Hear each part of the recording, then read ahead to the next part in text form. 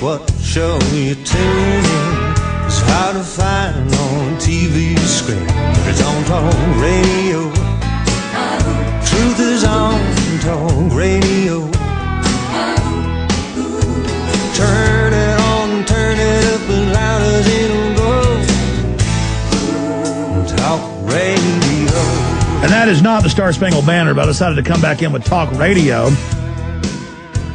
And, yeah, not just the big mainline fake conservative talk show hosts, but all the little local hosts and patriot hosts. That's where I first really heard about the New World Order. I mean, I'd grown up reading None Dare Call It Conspiracy, Gary Allen, and knew about the New World Order somewhat. But when I really tuned in and heard Raleigh James, when I was, senior in high school, here in Austin on the radio, and she was talking about all sorts of New World Order activity. Really a great thing, because talk radio has more time to expand ideas, not just little sound bites. And Steve Vaus is our guest. Again, we have specials up on Infowars.com. I hope people will get both of his albums, or they can buy them individually. And you can also do a combo and get both of them, and then get my CD with the music of two of my films by Graham Reynolds for absolutely free. And we have a discount where you can get the music of my films by Graham Reynolds at a discount when you get it with one of Steve Voss's albums as well. So that's up on Infowars.com. You can also go to SteveVoss.com and get his DVDs.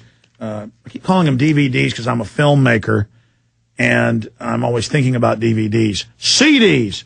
Man, I tell you, sometimes I get something in my head, and I just can't get it out of my head. Going back to Steve Vaus.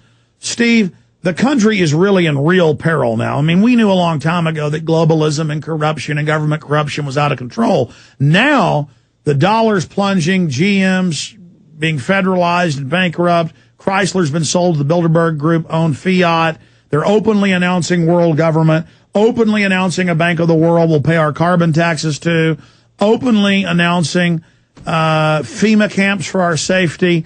I mean, this is even starting to freak me out, and I've been expecting all of this to happen. What about you?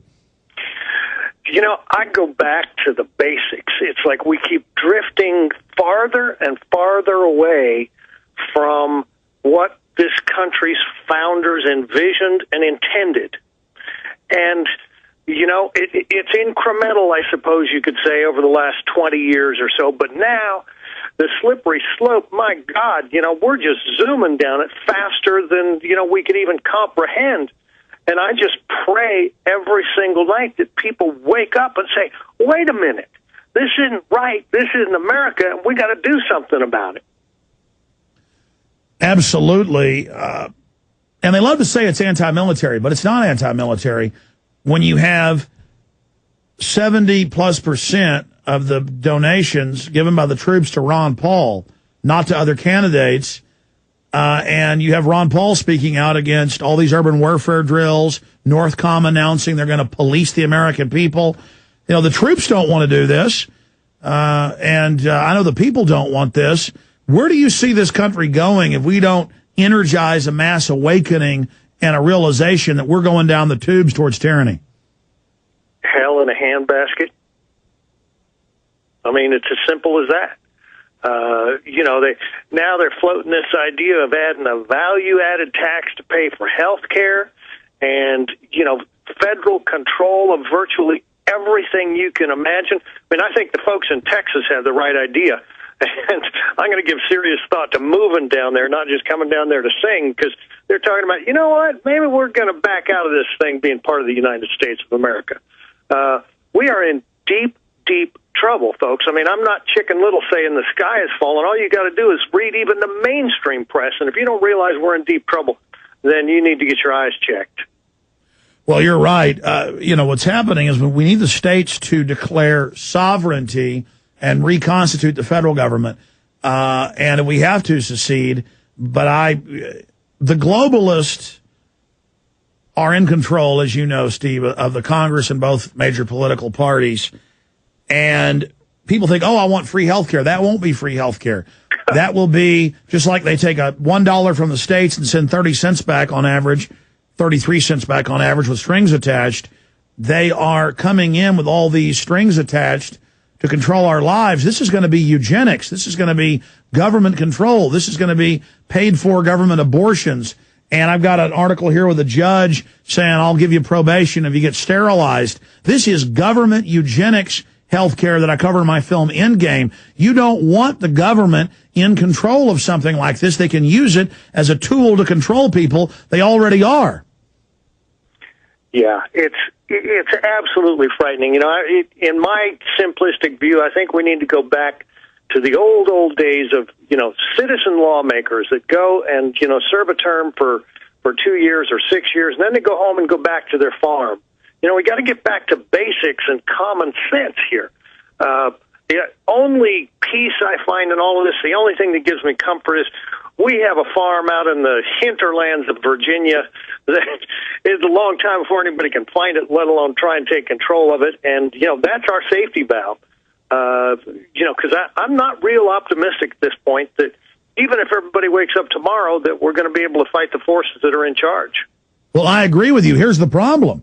Earlier, before you were on, I covered the cybersecurity grid. They admit they're thumbprinting biometrically the kids in school without even asking the parents. They got face scanning cameras, license plate reading cameras, North American Union hemispheric travel passes, no-fly list for gun owners, no guns for people on no-fly list. They've got the National Animal Identification System where they bully you into signing your rights away, $1,000 a day fines if you don't report everything to the government, $20 tags for $5 chickens, but then Tyson's exempt from that, bankrupting everything.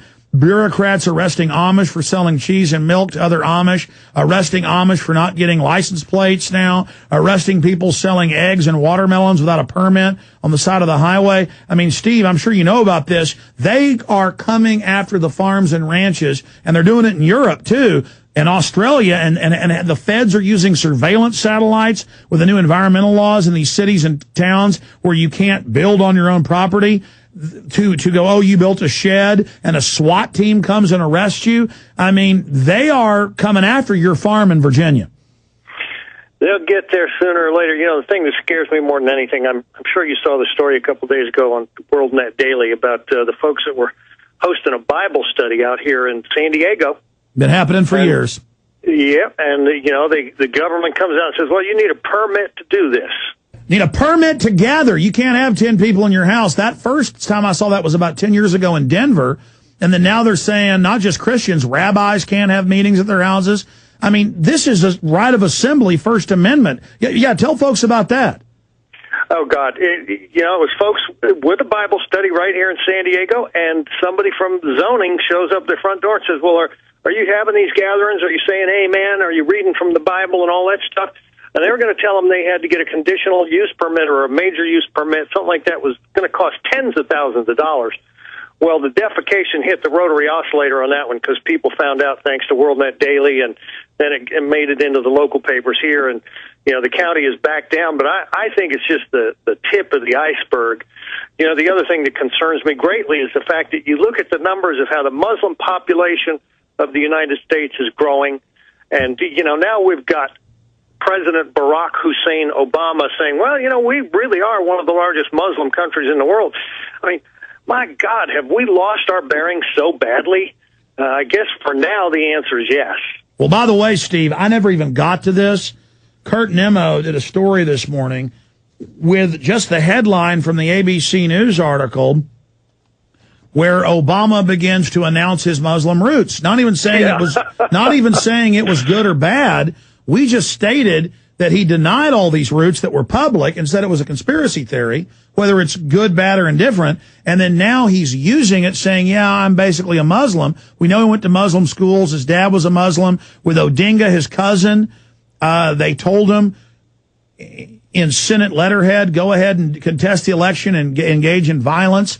I mean, Obama really is a terrorist in every sense of the word. And I don't think he's really, quote, a Muslim. I think he uses that. He's a chameleon. He really works for offshore banks to take over this country. But all these commenters in the article were telling me that I was making this up when all I was doing was, because I called Kurt this morning and asked him to do a story, and he did, when all we were doing was, I'm looking for the article, was pointing out what he said in speeches. You know, it's like he introduces all this gun control legislation, the most